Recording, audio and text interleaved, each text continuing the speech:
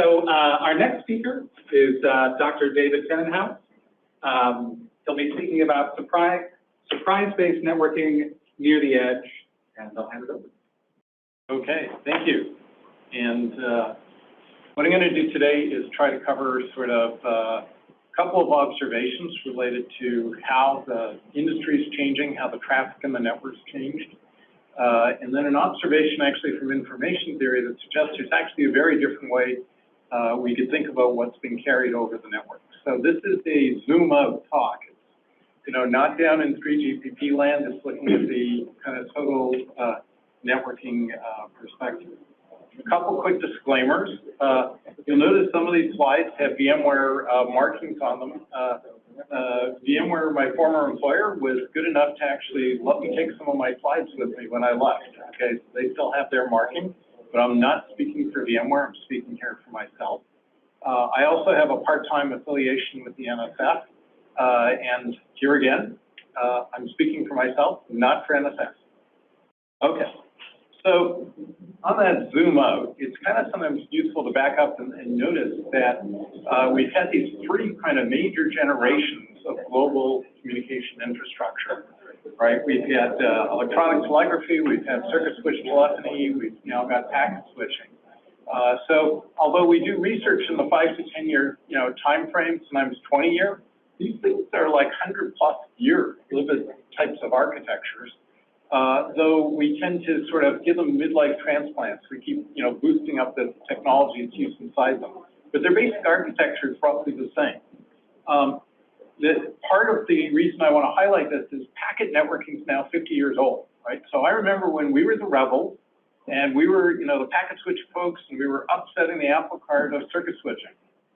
Well, it's now 50 years old, so I'd like to be thinking about how are we going to enable the next generation of rebels to basically upset packet switching, and that's why I want to talk about surprise-inspired networking. So the tools of our trade that we've used actually across, these couple hundred years now have been consistent. Computation in the network. So we've actually been growing, the amount of computation in the network over time. With circuit switching, we did a computation per circuit. With packet switching, it's computations and many computations per packet. We increased that with SDN and SDR. So, we're going to keep putting more computation into the network. I think everybody gets that.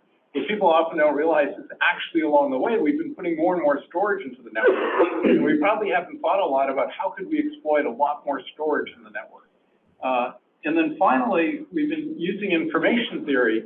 However, we've generally used information theory close to the edge, right, sort of in the last mile or kilometer geographically, and down at the link layer. We haven't really necessarily thought about what could information theory tell us for the network and its traffic. Okay, now thinking about packet switching, a lot's changed in the past 10 years with the internet. All of those earlier generation infrastructures and the internet itself for its first, packet switching for the first 30, 40 years was focused on end-to-end communication. However, we're actually using it today primarily. The vast bulk of the traffic is actually edge to cloud. So actually the whole net, we're kind of using a network today that was designed for something very different than what it's been used for. And as a result of that, the hyperscalers have actually built their networks differently. So they started by building networks inside their data centers that are quite different from classical internet networks. They then started actually interconnecting their data centers with their own fibers, et cetera. Now they actually, collect and deliver the traffic pretty much within a kilometer or mile of the vast bulk of the users, running on very different networks. So, when we think about the network today, we tend to think about the internet as this is a classical Cicada diagram, a fully interconnected global network. But the reality is what we have is quite different. We've got sort of the 3GPP crowd and network operators who do a phenomenal job of the last mile. And we've got the hyperscalers who are carrying the traffic pretty much all the rest of the way, the vast bulk of the traffic. And to some degree, TCP/IP is just becoming a connector that interconnects those, as opposed to a globally connected network. So, what's next? Surprise! And what I mean by that is, there's actually, I think, a really, an observation from information theory. It's the basic tenet. right? That the informational value of a communicated message depends on the degree to which the content of the message is surprising, right? So if I'm flipping a coin and I'm sending you the results, heads and tails of those coin flips, and it's really a fair coin, that's new information, right? You didn't know that. So that's a high information content. If I send you a book one day and the next day I send you the same book, no information content in that second book, right? That second time I send it. And if you extend that, I'd arguably say, gee, a lot of the content we think as being really valuable, like movies, right? We think of those as being really valuable. From an information content point of view, we're actually not creating very much value when we deliver movies. It's all old news, right? From a consumer point of view, things like news and sports is interesting, especially if you bet on them. A lot of the things that, when you think about surprisal, you kind of flip a few things, on your head.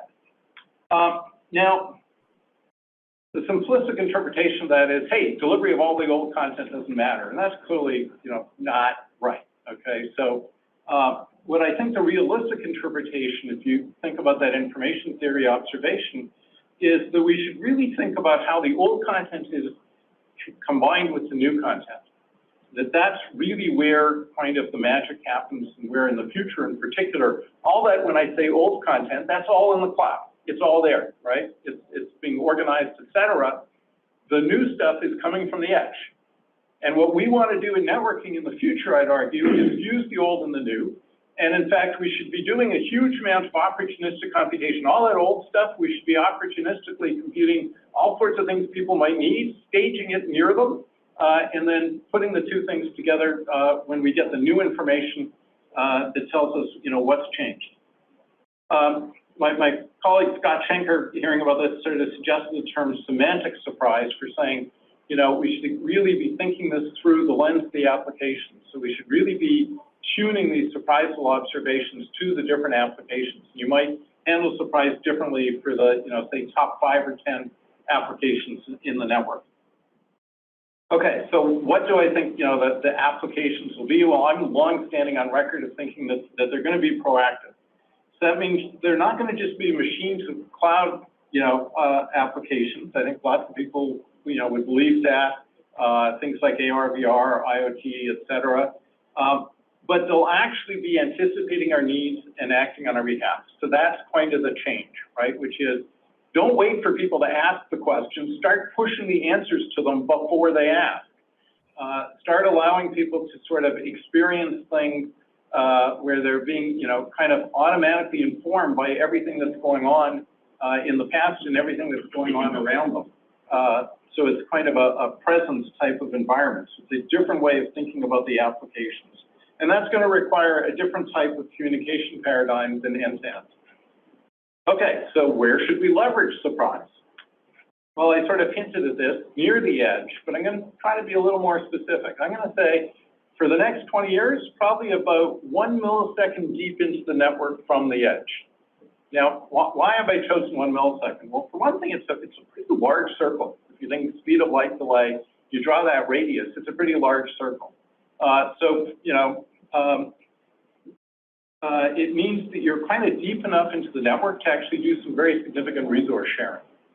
However, the more important thing is, if you think about 1 millisecond, and you double that, because it's round trip, and then you multiply it by a factor of, say, 5, because, we're going to have all sorts of overhead and software, et cetera. So you get to about 10 milliseconds. And about the fastest that human beings can do anything, our visual system response is about 13 milliseconds. So essentially, that's as fast as humans are going to be able to deal with. Now, you could argue that you want to go faster because of machine-to-machine communication. Let's take that offline. I'll tell you why. I don't think that's going to be that important for the next 20 years. So if we could do a phenomenal job of delivering things with approximately 1 millisecond, right, within that bubble, I think we'd have actually covered a huge amount. So low latency, near the edge lets you do that. And you should only worry about low latency, I'd argue, in a realistic and best effort paradigm.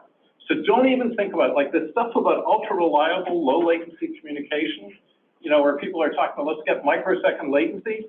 For God's sake, let's just do a phenomenal job of millisecond latency. I actually suspect that there's a cap theorem that somebody someday is going to prove that says you can't have ultra reliable and ultra low latency at the same time. You've got to make some trade-offs, right? So instead of trying to do what I suspect is impossible, let's do what, you know, could be really useful. And on top of that, I think even if you could do URLLC, it wouldn't actually be used by real engineers. A lot of the use cases that are being trumpeted, I can take this offline later, I don't think people will ever use. Real engineers won't design for that paradigm. So again, the near the edge is a great place to fuse the new information with the old. Here's an example, courtesy of the XCOM folks, where, you know, what they want to do is deliver great VR, AR experiences. To do that, they need to be within about that milliseconds, you know, and again, the 10, 13 millisecond total response of the human visual system. You know, otherwise people get uncomfortable wearing the glasses. That's on the one hand, but on the other hand, if they try to put all the computational horsepower right by your eyeballs, that's just not going to work. So they want to be deep enough into the network to be able to get great resource sharing so you can bring substantial compute to bear on it. So it's sort of an example of what I think will happen. There's a number of other examples, I think, particularly coming from the IoT world. One I sort of think we could do a lot with is what I think of as inverse CDNs, right? So CDNs distribute the content. What about the aggregation of content as it's coming up from the sensors and up to the physical world around us? And there's all sorts of things you can do to deal with anomaly detection, sort of compression, et cetera. Standing distributed queries, so imagine you're able to actually have queries that are just always on, and they're constantly fusing the new information with the old and delivering the answers to those queries to you. So you don't have to be asking. You're going to be just constantly getting those answers. So other examples in that, the main point here is near the edge is actually a pretty magical place for, resource sharing meets latency. Other reasons, sovereignty and privacy reasons, right? You may be comfortable sharing some information locally, but not want to have it globally distributed. I think federated learning is a great example of that sort of capability. So that, the ML researchers are already on this. And again, near the edge is going to be a very interesting place to handle the fusion between the local and the global. The other reason for focusing on near the edge and why I think it's a magical place is this organizational aspect of it's where the cloud providers meet local communication providers. And I think we really need to focus on how we refactor and rework things at that point. So there's sort of a need for a repartitioning of concerns here. Right now, we've got 3 different groups, all of which think they're designing the whole system, right? The internet community that I come from and, SIGCOMM world, we all think we're doing the whole end-to-end thing. The 3GPP world is phenomenally good at doing the last mile, but insists on always trying to sort of engineer a whole bunch of the other stuff deeper into the network instead of focusing on the part it's best on.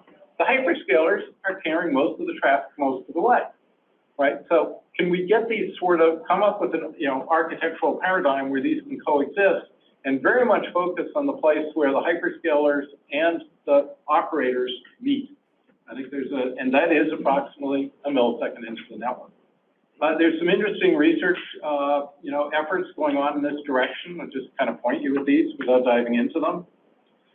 There's work on what's the programming model. Don't have time to dive into that, but I do want to say a little bit about, there's kind of what the programming model is, and there's where do you put the programs, right? If you're going to kind of host these programs near the edge, what do we have to do differently to be able to do that? And I think the number one thing we have to do is stop thinking at the network layer and below, right? So as networking people, we love our protocol stacks, and we always sort of think in terms of the layers kind of lower down on the stack. However, when Alice and Bob want to do something together, they don't really care about our protocol stacks, right? To them, it's all the cloud. And so we need to sort of, I think, put aside our religion about networking the layer, et cetera. And by the way, I was on the original OSI committee when I say this for the reference model. And just, get really, really good at what does it take to run application level relays, things that are really thinking application design and have higher up in the stack capabilities, but are actually operating in the network, hosted in the network, et cetera, and get really good at hosting those.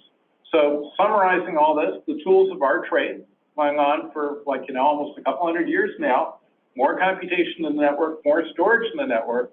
I think, we're going to put, and we should think about how to leverage a lot more storage in the network. And we should be thinking about, sort of what does this sort of basic notion of surprise tell us about what we're doing with our networks and what we're likely to do in the future. So a few implications, very specific bullets for next G. One, no surprise. Think about, reimagining communications and computation where the focus is on fusing the new information with the old information. Enable computation and storage, near the edge, and get really good at hosting those application layer relays that I mentioned. And then move beyond the 3GPP mindset, particularly for next G. Think about what's it going to take to get better kind of collaboration within these different parts of the industry. Don't focus on URLLC. A millisecond will be great if we could do it for the next while. And focus on that place where the hyperscalers meet the communication providers. So, thank you. Do we have any questions for the presenter? We do have questions in the chat. I have. What's that? I have in the chat. In the chat. In the chat. But I think these documents have a question. Yeah. So I think those have been there for some time. Okay. I think. let's start the room with the people. Yeah. Who do want. Thanks for the very interesting and thoughtful discussion here. So we are currently looking into, not currently actually, we have been looking into this something called information freshness, or age of information, value of information, age of incorrect information, age of outdated information. So the whole notion of that subfield is actually to look into this, that we only deal with the new information and sort of don't deal with the old information. And now recently I'm seeing this concept called semantic communication, where this information freshness is just one type of semantic. I mean, this whole area I think is going to go much deeper. So this sounds very similar to semantics or age of information to me. So could you please elaborate on this? So I'm not necessarily fully familiar with I'm familiar with a lot of the semantics work, not necessarily the context you're discussing. I think generally it's been trying to sort of look at the different types of information and categorize it. What I'm looking at here is what are the mechanisms that we're going to use? If we imagine that the main purpose of the network is to kind of fuse the old and the new, what are the mechanisms we're going to use? Let me give you an example of a programming paradigm. We don't think of it that way, but the machine learning focus on separating inference and training, it's pretty interesting, right? Because it's basically saying, that when you do the training, what you're doing is taking all the prior knowledge and you're compressing it into the set of model parameters. That's a compression. It's actually, an information theory operation. And then you're sort of shipping that and using that for inference, right? Which has got to do with new information. To me, that feels like the start of a new paradigm that can actually be used beyond just in the ML structure. Now, arguably, we've done that in the past with batch computing. We often, pre-compute stuff overnight and then use it, but in the networking space, we haven't been thinking that, gee, maybe a big part of our job is to facilitate that pre-compute computation in the cloud based on all the priors, pre-staging that information close to the user, and fusing. So I'm kind of more into the mechanics than just sort of looking at the information.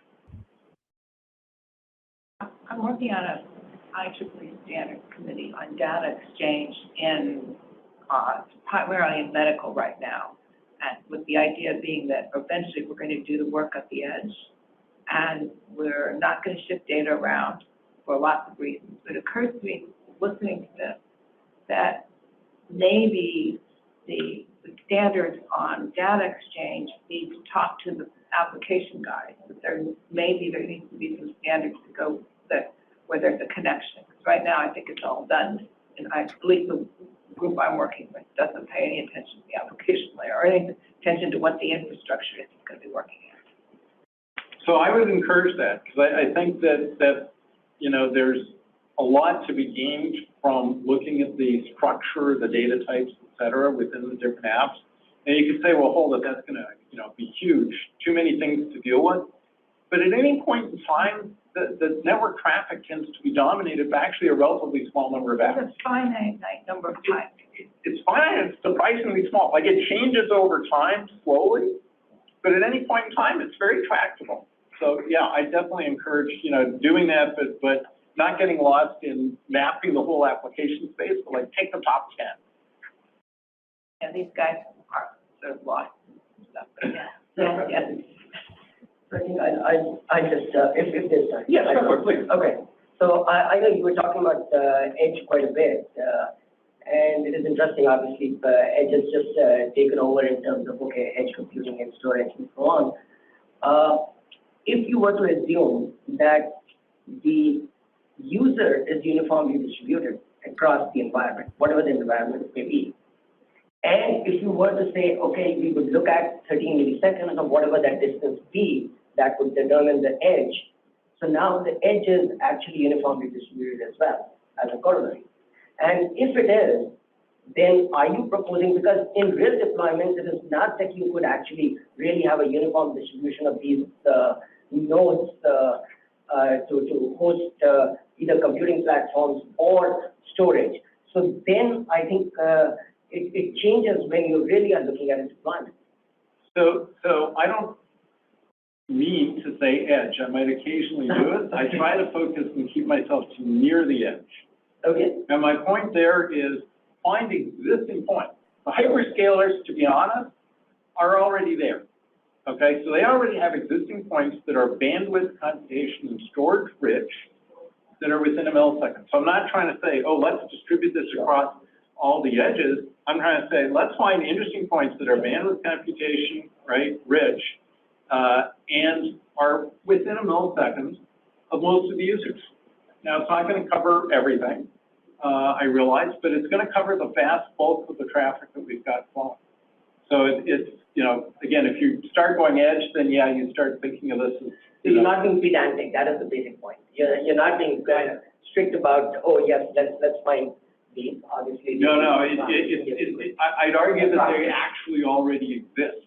And let's be, that we are currently ignoring a reality in front of us, which is we've got our network architectures, particularly in the 3GPP and the and what I think is the SIGCOMM community, and they actually don't match with the reality in which the hyperscalers already carry most of the traffic and they're already within about a millisecond of everything.